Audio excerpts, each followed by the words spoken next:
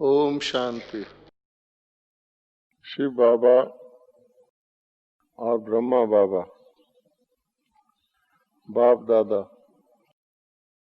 हमें बच्चों को वर्षा देते हैं। वो वर्षा क्या है? हर एक पिता, चाहे वो अमीर हो या गरीब हो, अपने बच्चे को अपना वर्षा देता है। तो बच्चे को ही केवल वर्षा मिलता है। दुनिया में और जितने संबंध हैं वो लेने देने के हैं, लेकिन पिता और बच्चे का संबंध क्या है कि वर्षा के रूप में पिता की संपत्ति बच्चे को मिलती है। उसमें लेने का सवाल नहीं आता, पिता को देना ही है। तो हमारे पिता परम पिता हमको क्या वर्षा देते हैं? तो वो वर्षा है सुख और शांति का। सुख और शांति, शांति मैंने मुक्ति और सुख मैंने जीवन मुक्ति। तो बाबा कहते हैं जीवन मुक्ति में मुक्ति समाई हुई है, क्योंकि सुख में शांति समाई हुई है। मुक्ति शांति धाम में ही होती है सिर्फ। जीवन मुक्ति सुख धाम, जिसको हम सतयुग और त्रेता कहते हैं, उसमें होती है। वहां पर दुख का नाम निशान नहीं होता। आज भी दादी जी कह रही थी क्लास के बाद कि बाबा कहते हैं कि तुम बच्चे मुझे रावण राज में बुलाते हो, सुख धाम में राम राज में नहीं बुलाते हो। बाबा की यही शक्ति है कि रावण राज में तो बाबा आ सकता है, लेकिन बाबा के राज में रावण नहीं आ सकता। तो बाबा का पार्टी ऐसा है।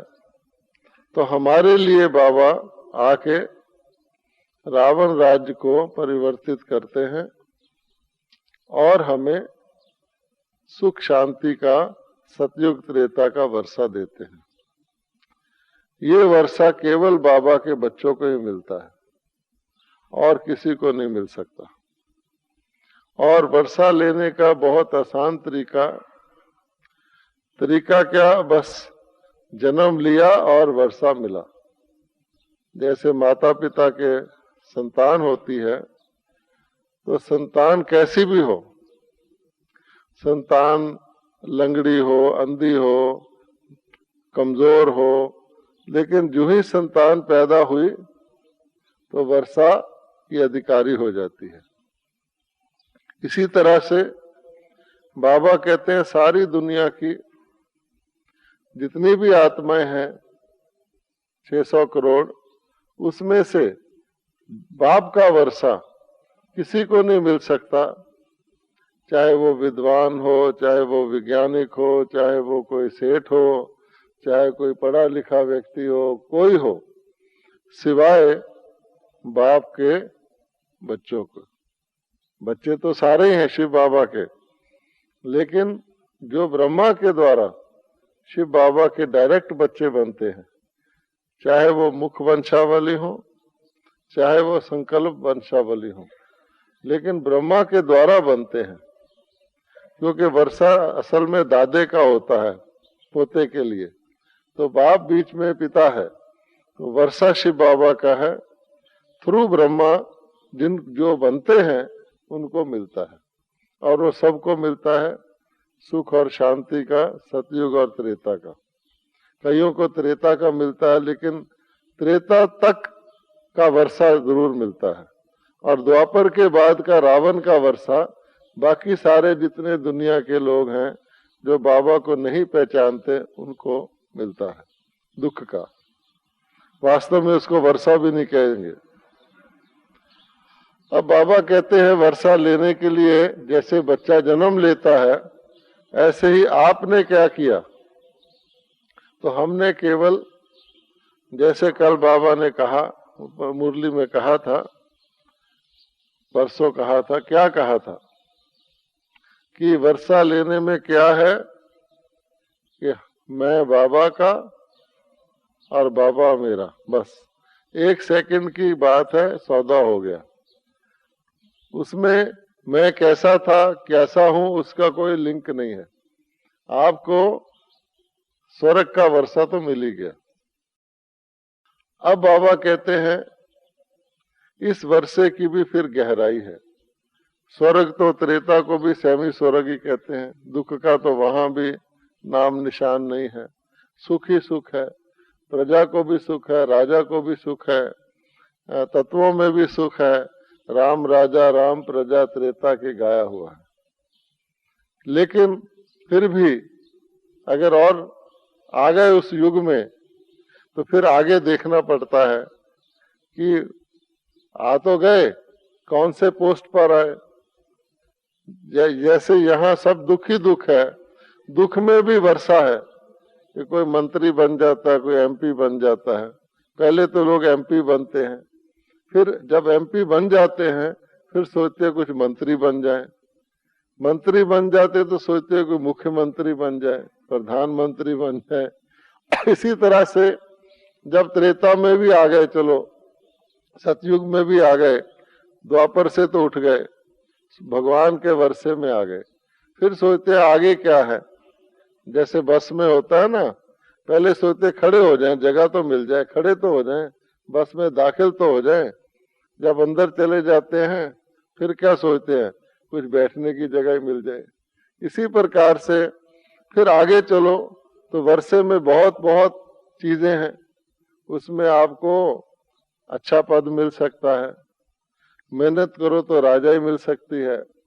राजाई भी त्रेता से लेकर सतयुग के शुरू तक की है, वो भी मिल सकती है। फिर उसके लिए बाबा बताते हैं कि उसके लिए क्या करना पड़ता है। एक है अधिकारी वर्षे के, वो सब है। एक है अधिकारी पद के, तो वो पद फिर थोड़ी मेहनत करनी पड़ती है, क्योंकि एक है बाप का वर्षा, एक है टीचर का वर्षा। तो हमारी संस्था का क्या नाम है? हमारी संस्था का क्या नाम है? ईश्वरी विश्वविद्यालय है ना। तो बाबा सिर्फ सुप्रीम फादर तो नहीं है ना, सुप्रीम फादर के तौर पे तो उसने हमें वर्षा दे दिया, सुख धाम में आ जाओ। अब सुप्रीम टीचर क्या देगा? नहीं तो फिर फादर ही रहता। इसलिए वो कहते हैं कि एक बाप के 5-6 बच्चे भी हों तो उनमें नंबरवार लियाकत के मुताबिक बाप को प्यारे होते हैं और बाप उनको लायक बनाते हैं। राजा भी अपने बच्चों को पढ़ने के लिए भेजते हैं। इसी प्रकार से उसमें वर्षे के लायक बनने के लिए, ऊंचे वर्षे को अच्छी तरह से संभालने के लिए तो बाबा ने फिर पढ़ाई रखी है। और पढ़ाई भी बड़ी आसान है। जैसे जन्म लेना आसान है, ऐसे पढ़ाई भी आसान है। पढ़ाई क्या है? पढ़ाई बाबा कहते हैं कि सिंपल पढ़ाई है कि जो आपका अपना स्वरूप है, जो आपका अपना आप खुद नेचुरल कुदरती तौर पे हैं, उसमें वापस आना है। और जो आपने इधर उधर से इकट्ठा किया है, ऊपर से चीजें, उसको छोड़ना है। हर चीज का 2 रूप होते हैं, एक ओरिजिनल नया, एक पुराना मिक्स हुआ हुआ, बिगड़ा हुआ। तो बिगड़ा हुआ रूप कोई असली नहीं होता। मान लो मैं कहूं मैं बीमार हूं, तो बीमार कोई असली रूप नहीं है। बीमार बीमारी से हुआ है, बीमारी निकल जाएगी तो असली रूप हो जाएगा। कोई कहता है इसके खून के अंदर कोई खराबी आ गई है, तो खराबी असली रूप नहीं है। खराबी निकल जाएगी तो खून नॉर्मल हो जाएगा।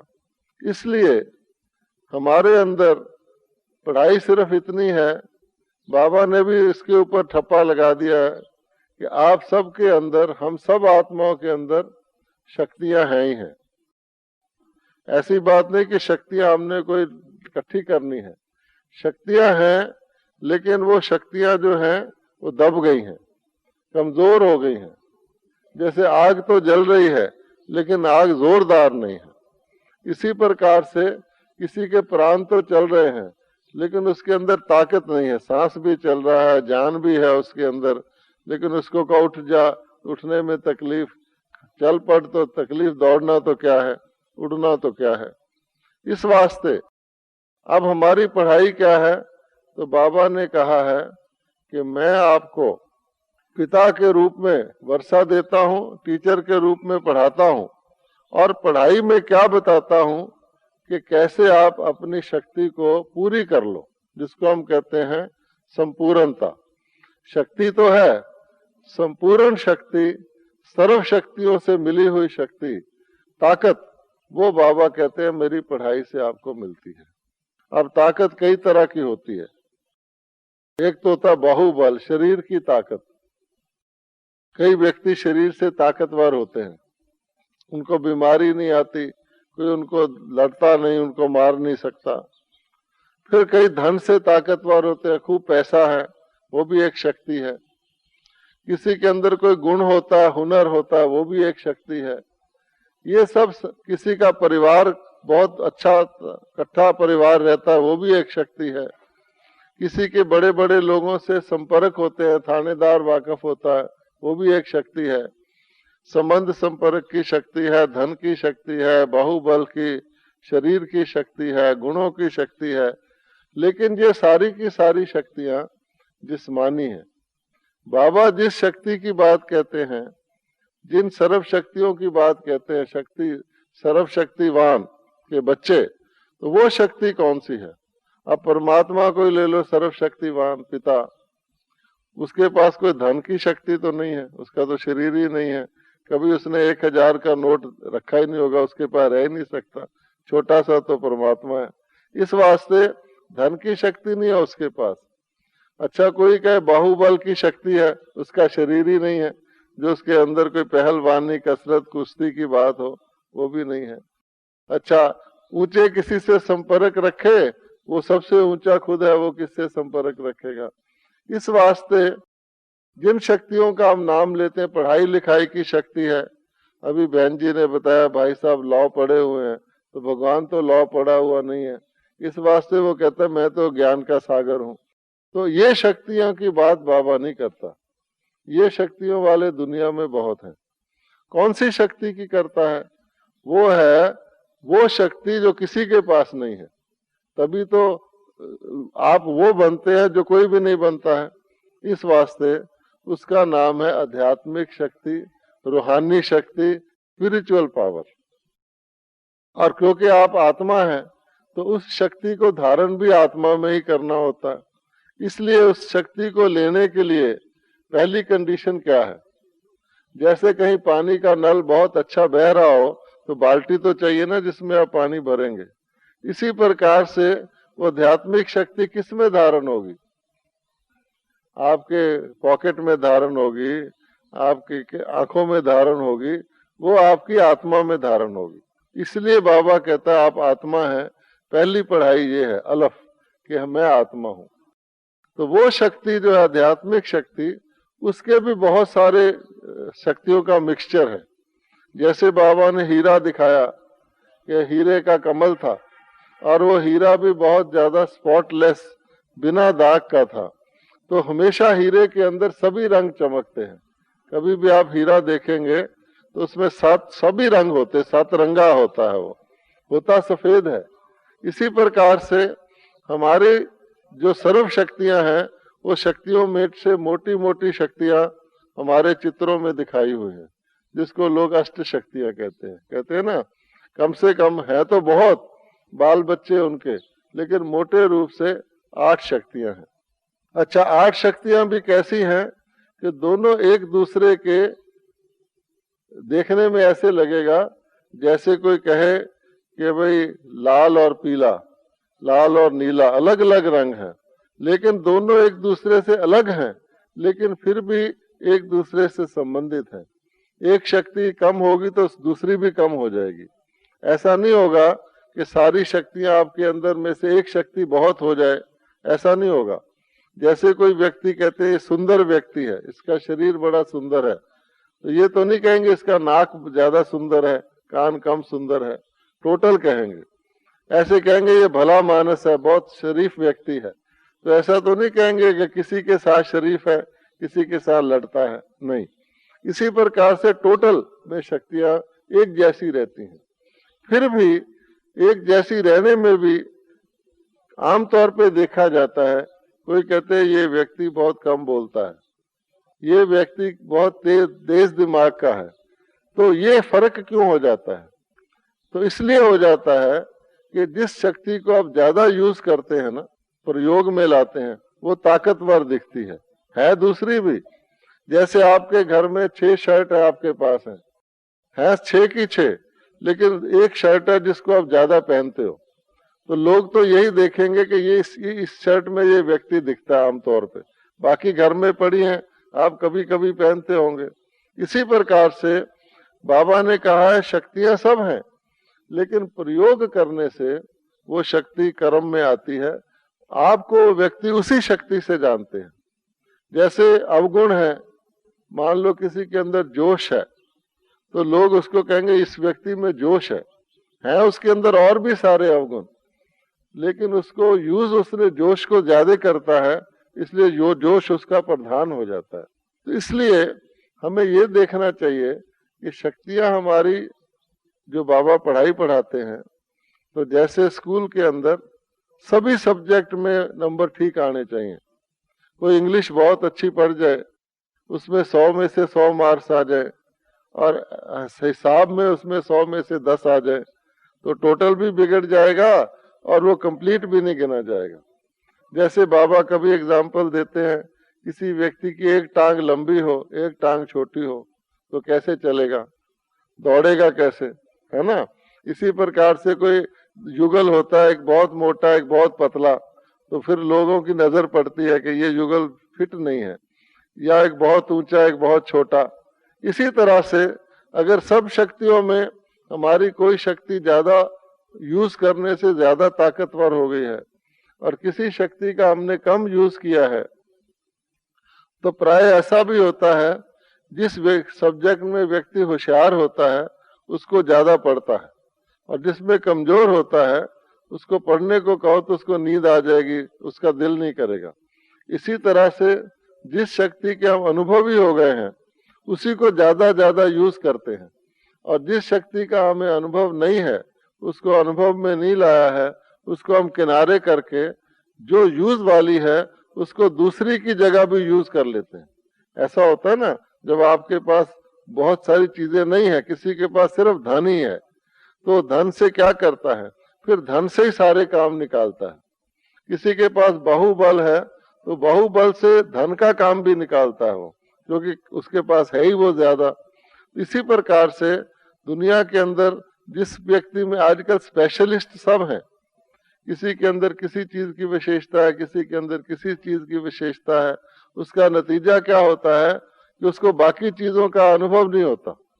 जैसे घड़ी वाला घड़ी की दुकान लेके बैठा है, आप घड़ी ठीक कराने जाएंगे, आपको तो पता नहीं इसमें क्या नुक्स है, वो कहेगा जी इसमें ना 50 रुपए दे दो, है इसका कुछ, आपको तो पता नहीं, आप दे दोगे क्योंकि वो उसका स्पेशलिस्ट है, आप उसके स्पेशलिस्ट नहीं है। इसी तरह से आज की स्पेशलिस्ट दुनिया में कोई भी व्यक्ति कंप्लीट नहीं है, एक दूसरे का आधार लेते हैं। वो घड़ी वाला उसको ठगेगा, वो घड़ी वाला फिर उसके पास जाएगा डॉक्टर के, वो भी नब्ज देख के कहेगा हाँ 200 रुपया लाओ फीस तुम्हारी, कुछ गड़बड़ है, वो उसको नहीं जानता। इसी प्रकार से सारा ही काम इस तरह चल रहा है। तो बाबा ने हमें विष्णु का वंशावली क्यों बनाया है कि आप कंप्लीट होने चाहिए। ऐसा नहीं, आप ये भी नहीं कह सकते मैं पुरुष हूं या स्त्री हूं।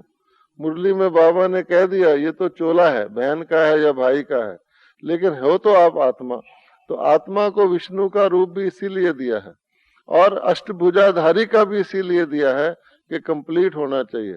आपकी 8 भुजाएं हो, बाकियों में अस्त्र शस्त्र हो, अलंकार हो, 2 भुजाएं लटकी हुई हो नीचे, हैं।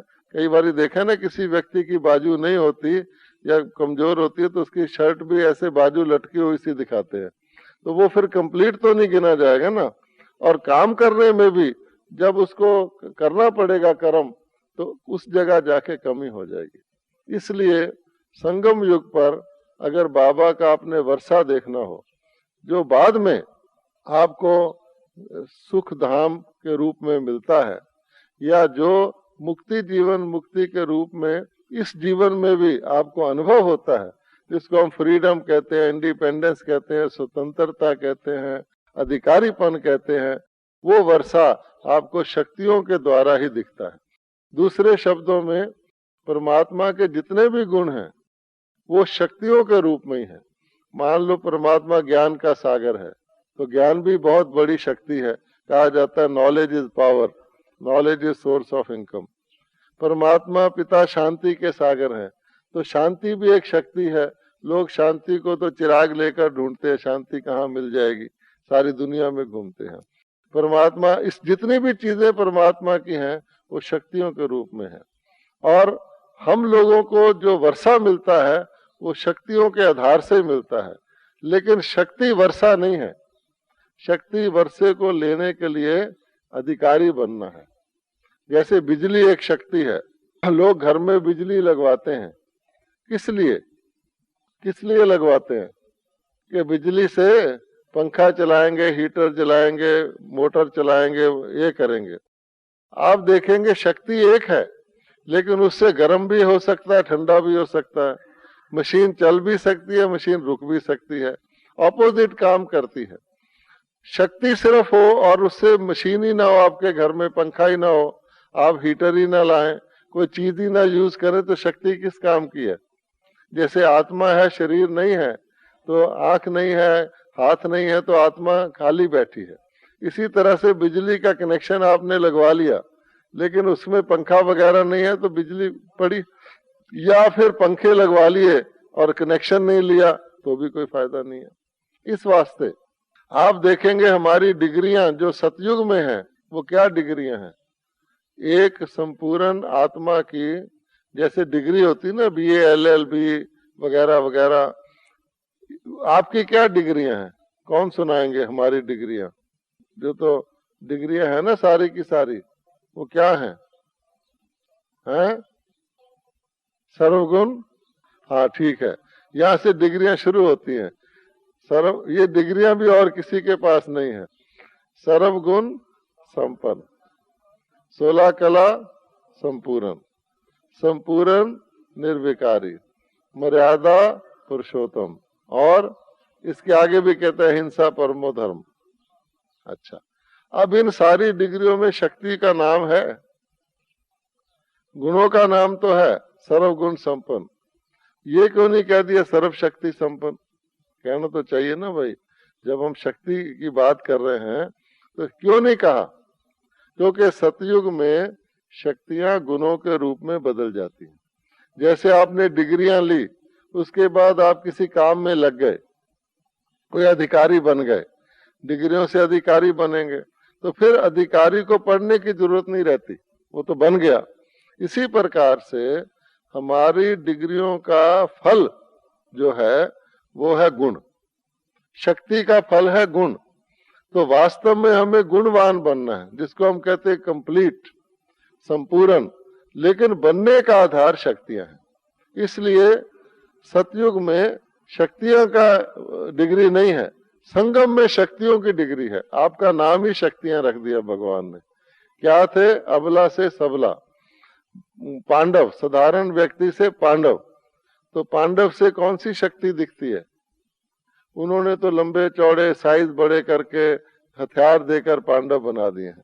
लेकिन पांडवों के लिए कहा जाता है कि उनके पास दिव्य अस्त्र शस्त्र थे, असुरों के पास दूसरे थे, विध्वंसकारी थे, और इनके पास दिव्य थे जो अकाट्य थे, जिसका कोई तोड़ नहीं था। राम बाण मशहूर है ना, कि राम का तीर जो है वो खाली नहीं जा सकता। और शंकर जी का भी आपको पता है कि उसने उसका गला ही काट दिया जाके, है ना। इस प्रकार से जो ऐसे दिव्य अस्त्र शस्त्र हैं वो शक्तियों का एक प्रतिबिंब है कि ये शक्तियां हमारे पास हैं। तब बाबा कहते हैं अब भी बाबा ने कहा है कि मान लो दो शक्तियां हैं, एक है सहन शक्ति, एक है सामना करने की शक्ति। ठीक है, ये दोनों देखने में उल्टी लगती हैं। जो सामना करेगा वो सहन नहीं करेगा, और जो सहन करेगा वो सामना नहीं कर सकता। लेकिन वास्तव में ये दोनों शक्तियां अलग अलग हैं और अलग अलग समय पर उपयोग करने की हैं। तब बाबा कहते हैं कि हमें कहाँ सामना करना है, कहाँ सहन करना है दोनों शक्तियां आपके पास। अगर आपने गलत यूज कर लिया, जहां सामना करना चाहिए वहां सहन कर लिया, जहां सहन करना चाहिए वहां सामना कर लिया, तो काम बिगड़ जाएगा। कभी आपने बिजली में देखा होगा, अगर स्विच गलत लगा दो तो क्या होता है।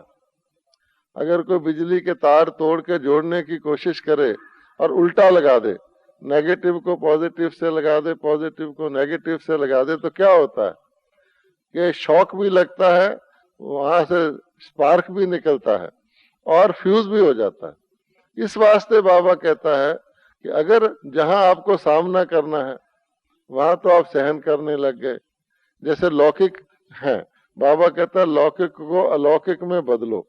आप में हिम्मत नहीं है लौकिक से, कुछ शर्मा रहे हैं, कुछ लोक लाज में आ रहे हैं, वहां पर ज्ञान की पॉइंट लगा रहे हैं, क्या लेना देना है रिश्तेदारों से, छोड़ो अपनी जायदाद भी क्या करनी है, आप हम तो बाबा के बन गए।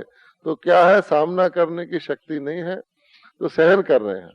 और जहां लॉ चलाना चाहिए वहां नहीं चला रहे, और फिर घर में आके अपने घर में लॉ चला रहे हैं, अपने घर में सामना कर रहे हैं। उल्टा हो गया कि नहीं हो गया। इस वास्ते बाबा कहते हैं कि अगर आपने, शक्तियां सब हैं, लेकिन जिस समय पर जो शक्ति चाहिए उसकी बजाय दूसरी शक्ति यूज की तो क्या होगा, आपकी एक तो खर्चा ज्यादा आएगा। मान लो आपके पास 5 का नोट है, 3 रुपए आपने खर्चे, और दूसरा कहता है या तो 3 लाओ नहीं तो 5 दे जाओ। कभी आप स्टाम्प लेने जाते हैं ना, कोर्ट में ऐसा ही होता है। कोर्ट में स्टैम्प पेपर छोटे नहीं मिलते, 2 रुपए का नहीं मिलता, तो वो क्या कहते हैं, चल भाई 5 रुपए ले ले, चल स्टाम्प दे दे, तो पैसा गया ना एक्स्ट्रा। अगर जिसके पास चेंज होता है वो पूरे का पूरा ही देता है। कि ऐसे ही स्कूटर वाले भी करते हैं, बाबूजी 8 आने नहीं है, अगर आपके पास है तो आप दे दोगे, नहीं तो 1 रुपया ही देना पड़ेगा। ये तो छोटी एग्जाम्पल है, लेकिन शक्तियों में भी ऐसा ही होता है। अगर आपके पास कोई चीज प्रॉपर मात्रा में नहीं है, या वो प्रॉपर चीज नहीं है, तो आप दूसरी ले लोगे। दवाई भी लेने जाते हैं तो आप कहते हैं भाई ये देना, ये सिबा की दवाई देना। वो कहता है जी सिबा की तो नहीं है, किसी दूसरी गाजियाबाद की बनी हुई है ना। कई लोग वही ले आते हैं मजबूरी से, क्या करेंगे। इसी प्रकार से सब्स्टिट्यूट हमेशा इंफीरियर होता है। इस वास्ते बाबा कहता है कि आप अपनी शक्तियों को, प्रॉपर शक्ति को प्रॉपर वक्त पे यूज करना, यही हमारी स्मृति और योग की निशानी है। जिंदगी तो दुनिया में सब चला रहे हैं, क्या करते हैं, जब कुछ नहीं हुआ गुस्सा कर दिया, कुछ नहीं हुआ तो लोभ के वश हो गए, कुछ नहीं हुआ तो अहंकार में आ गए। आसुरी शक्तियां भी तो है ना, असुर लोग भी तो जिंदगी में काटते हैं ना, लेकिन वो आसुरी शक्तियों से काटते हैं, और हमें दैवी शक्तियों से काटनी है। इसलिए हमारा नाम है अहिंसा परमो धर्मा। क्या मतलब कि हाथ नहीं उठाना, हिंसा नहीं करनी, ये दिव्य शक्तियों के प्रयोग की निशानी है। गुस्सा नहीं करना और जोश में भी नहीं आना, और काम भी करना है। अब बाबा देखो, कई लोग कहते हैं यज्ञ में कोई गलती कर देता है तो कहते हैं इन्होंने कुछ भी नहीं कहा इसको।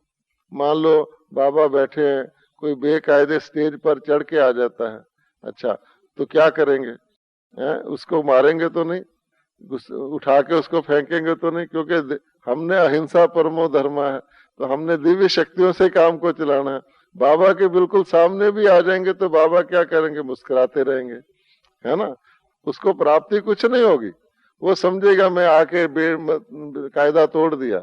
लेकिन हमारे वहां तो उसको मिसयूज नहीं, शक्ति को मिसयूज तो नहीं करेंगे ना। इसी प्रकार से कोई बहुत क्राउड भी कर ले, हमारे सेवाधारी उसको रोकने की कोशिश करें, तो भी आवाज उठा देते हैं। देखो सेवाधारी ने इसको जोर से बोला, क्योंकि एक्सपेक्ट नहीं करते कि दैवी स्थान पर इस प्रकार का इस्तेमाल किया जाए। तो भाव क्या निकला कि हमें आसुरी शक्तियों का प्रयोग नहीं करना है। इसी को कहा जाता है अहिंसा परमो धर्मा, कि अहिंसा से बाबा ने अहिंसक सेना से, अहिंसक शक्ति से सारी रावण की राजधानी को जीत लिया। जीता किससे? दैवी शक्तियों से, प्रेम से, स्नेह से, सहयोग से, इन चीजों से। इस वास्ते हम कहें बड़ी गर्मी है, ओहो हो यहाँ बड़ी गर्मी है, ओहो बड़ी सर्दी है, अच्छा बड़े तंग आ गए हम, आज भोजन ठीक नहीं था, नमक ज्यादा था, फीका था। अच्छा है सिंपल बातें, लेकिन है क्या? और प्रकृति जीत गरीब जल्दी बनता है। मैं सोच रहा था बाबा गरीब नवाज है, क्यों? हम कहते हैं बाबा गरीब नवाज है। हर जो होता है, किसी भी कोई भी व्यक्ति होता है, उसको जो काम करना होता है उसके लिए जो आसान चीज होती है उसको यूज करता है। ठीक है कि नहीं? अगर आपने हल चलाना है तो आप नरम मिट्टी में चलाओगे ना।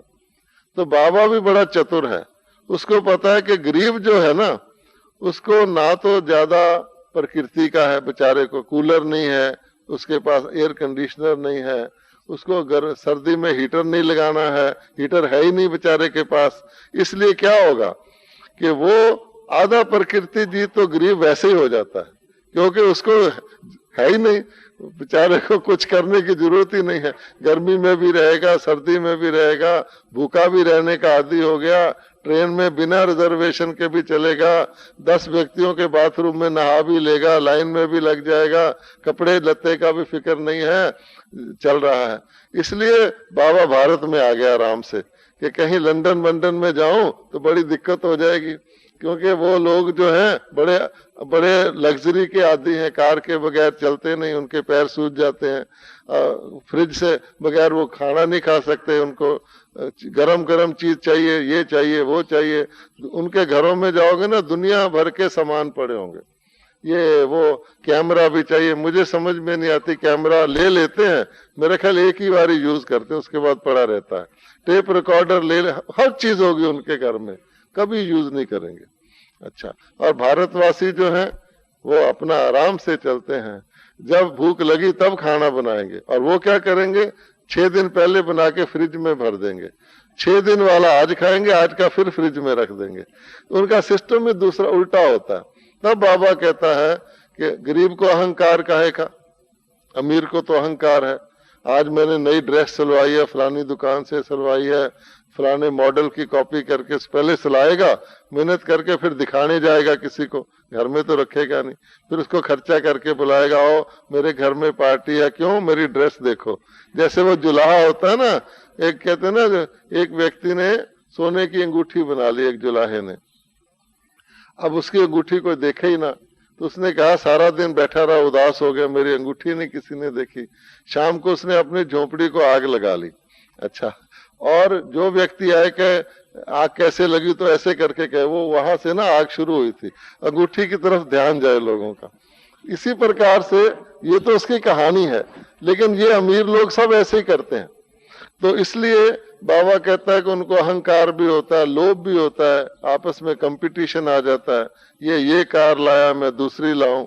अच्छा, इस प्रकार से उनके अंदर सब विकार ज्यादा होते हैं, क्रोध भी आ जाता है, ईर्ष्या भी आ जाती है, मुरझाइश भी आ जाती है। गरीब को क्या है? कुछ भी नहीं है, उसकी तरफ कोई ध्यान ही नहीं देता, इसलिए वो बेचारा बचा रहता है। तब बाबा कहता है कि आधे प्रकृति जीत तो होते हैं। कभी किसी गरीब ने कहा कि बड़ी गर्मी है, वो कहेगा खुदा का शुक्र है जिंदा तो हूं, कहीं भी रख दो। कुंभ के स्नान में चले जाओ, कुंभ में जो कहते हैं 80 लाख लोग आए, स्नान किया, उसमें कितने अमीर होते हैं? अमीर क्या तसल्ली कर लेते हैं, गंगा जल घर में भी आता है, कोई बात नहीं, ठीक है ना। वो ठंडी ठंडी में भी जाएंगे। इस वास्ते बाबा गरीब नवाज है। तो हमें हर चीज में अपनी विशेषता देखनी चाहिए। कोई समझते हैं गरीबी खराब चीज है, नहीं, गरीबी बहुत अच्छी चीज है। और वैसे भी कहा गया कि दुख में सब सिमरन करते हैं, और दुख होगा, गरीबी होगी तो सतयुग का अच्छा लगेगा। अमीर क्या कहेगा, मैं तो यही सतयुग में हूं, तो धोखा खा जाएगा ना। इस वास्ते बाबा कहता है कि प्रकृति जीत मैंने छोटी छोटी चीज में अपने आप को साधना, कि भाई कुछ भी है उसमें समझो मेरा टेस्ट है।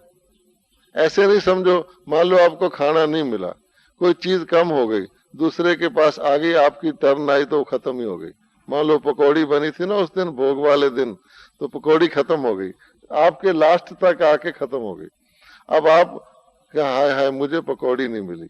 अच्छा, है तो 2 पैसे की चीज, लेकिन आप प्रकृति जीत से फेल हो गए। अगर आपने कहा अच्छा नहीं मिली, पेट दर्द नहीं होगा, हॉस्पिटल में नहीं जाना पड़ेगा, आप खुश हैं।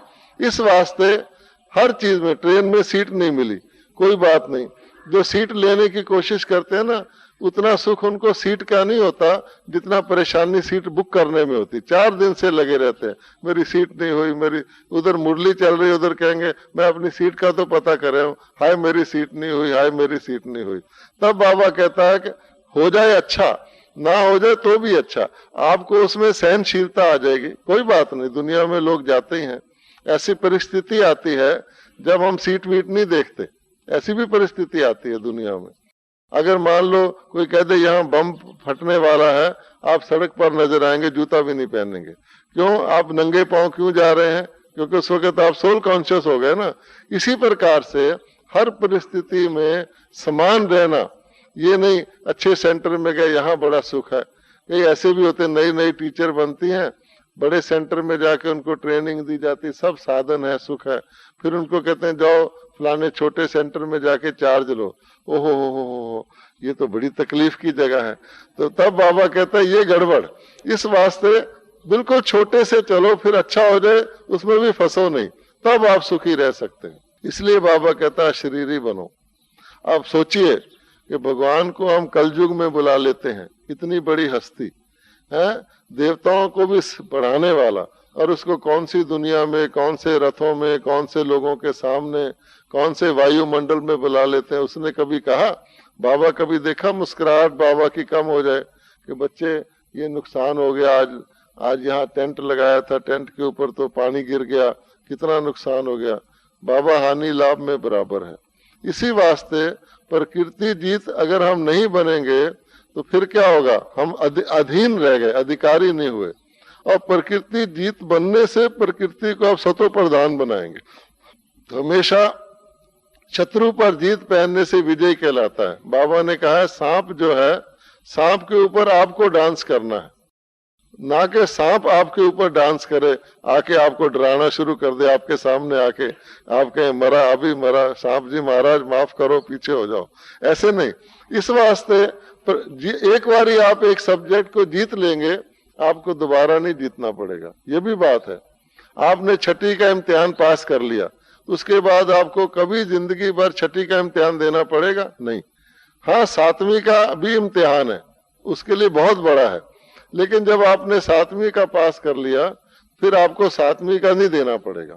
हमारी परीक्षाएं अंत तक है, लेकिन जिस परीक्षा को आप जल्दी पास कर लोगे, उतनी आपके अंदर ताकत आ जाएगी। बीए पास को एमए पास करना आसान है, मैट्रिक वाले को एमए तो कहेगा पहले बीए तो कर लूं, है ना। इसी हिसाब से चलता है ये। तब करके बाबा कहता है प्रकृति जीत, उसके बाद माया जीत तो आपको पता ही है।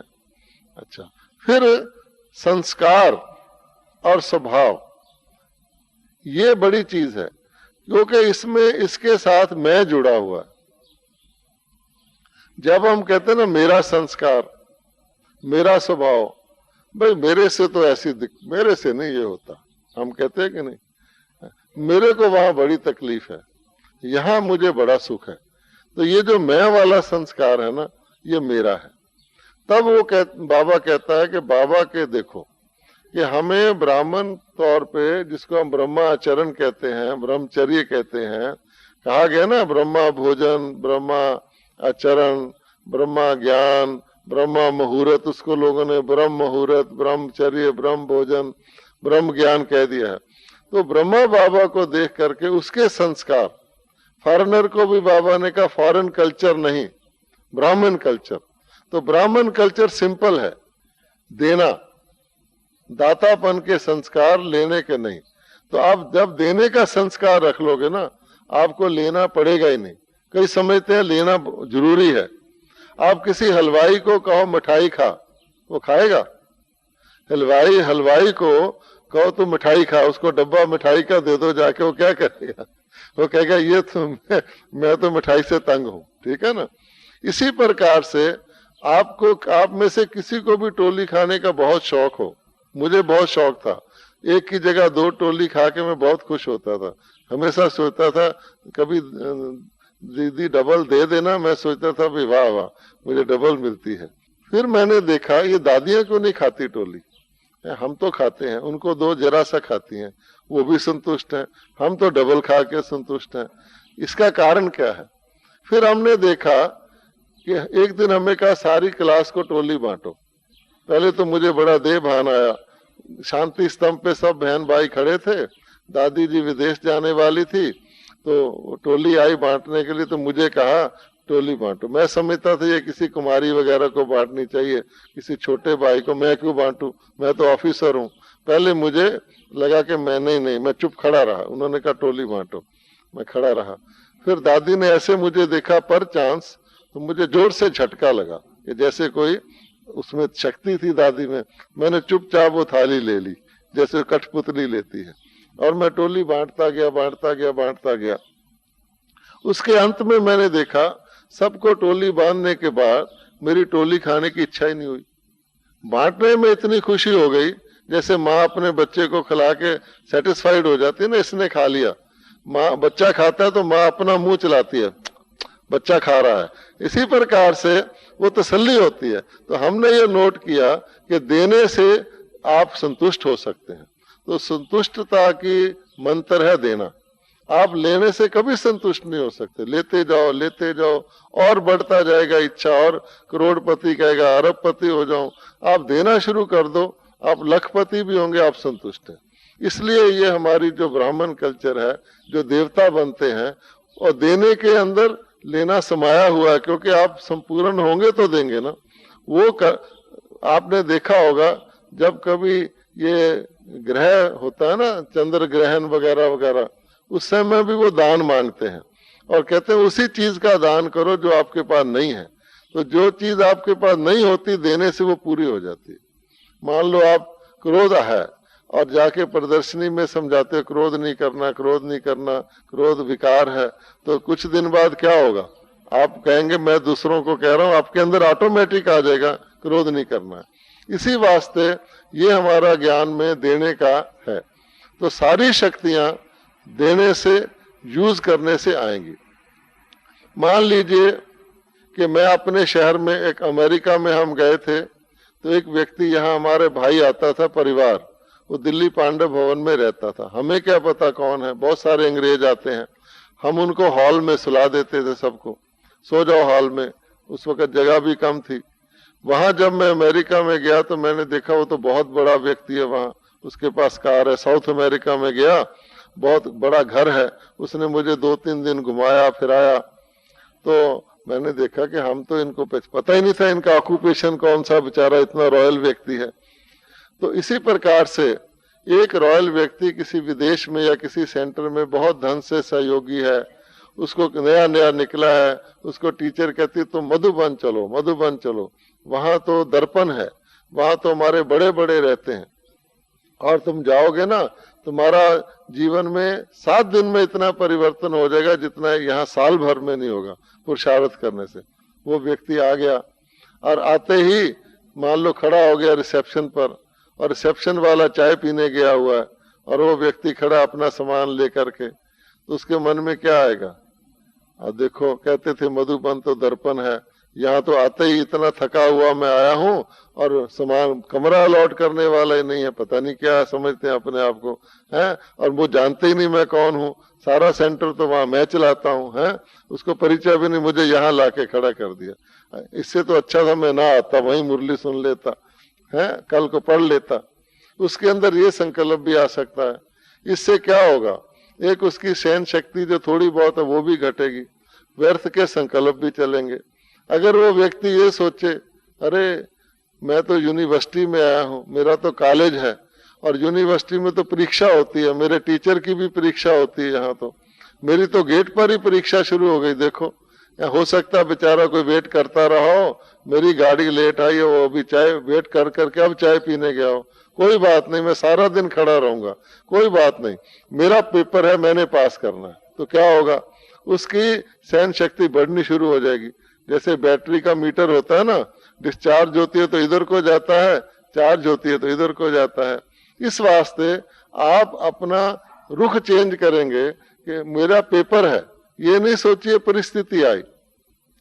तभी बाबा कहते परिस्थितियों को पास करना, ये भी आपका एक टेस्ट है।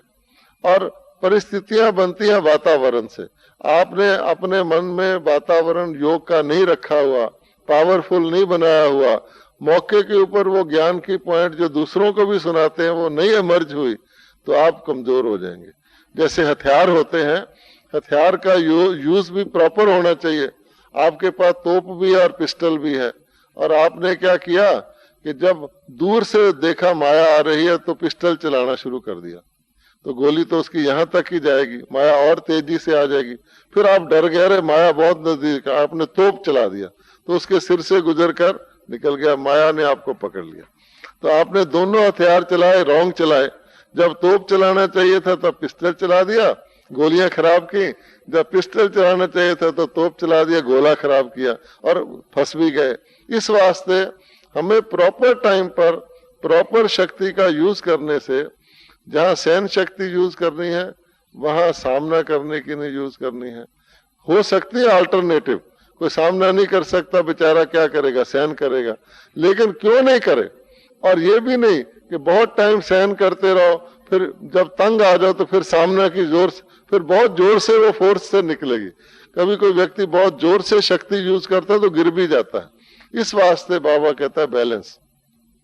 शुरू से ही जैसे कोई भोजन बनाता है उसमें हर चीज प्रॉपर होनी चाहिए, नमक भी प्रॉपर होना चाहिए, ना कम ना ज्यादा। इसी पर जला उसका हीट भी प्रॉपर होनी चाहिए। तो हर चीज का प्रॉपर यूज, यही स्मृति का सबूत है। तब बाबा ने कहा है कि स्मृति खाली योग लगाना नहीं है, हम योगी तो हैं, हम कर्म योगी हैं। तो स्मृति को यूज, हमारी स्मृति का प्रूफ ही क्या है, अगर हम अपनी शक्ति से ही चल रहे हैं, साधारणता से। अच्छा, तो अगर हमारा सबूत नहीं है, मैंने 10 मिनट लेट शुरू किया था, पूरा जल्दी कर देता हूँ। अच्छा, तो सबूत जो है ना वो यही है कि हम अपने आप को रूप में लाएं, और रूप में ला करके और अपना उसको यूज करें। क्योंकि एक व्यक्ति था, वो दफ्तर लेट आता था, है, तो उन्होंने कहा तुम लेट क्यों आते हो, तो कहता है चला भी तो जल्दी जाता हूँ ना, है, इसलिए ऐसा नहीं करता मैं, यही पूरा करता हूँ। ओम शांति।